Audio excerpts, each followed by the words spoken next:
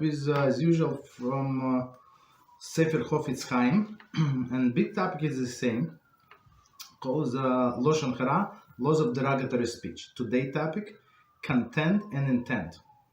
Previously we saw that the statement which essentially derogatory is forbidden, regardless of the speaker's opinion regarding the statement.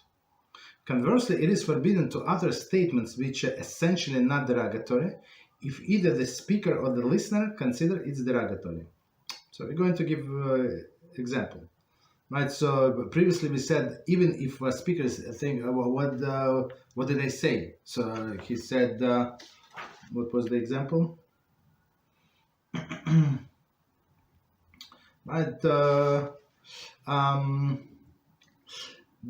derogatory is if you say that somebody is average, right? This person will find it offensive. Okay, so now we're going to go into a different example.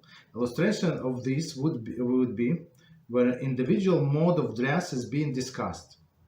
Although there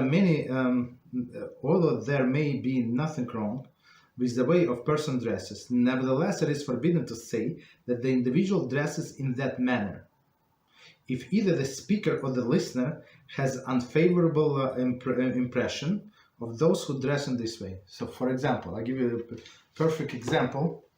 So in some circles, right, in Haredi circle, there is a special mode of dress. So for example, if somebody would come to pray without a jacket, it's like he's not Shomer Shabbos, almost like he's a criminal. Or he would come without hat, it's like a criminal of the criminal.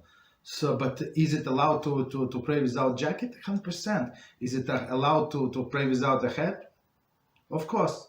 So even though there is he's not breaking all of the halachas, but to say to another person who would see is it in a negative light, it's absolutely forbidden. So I think it's a good example. Okay.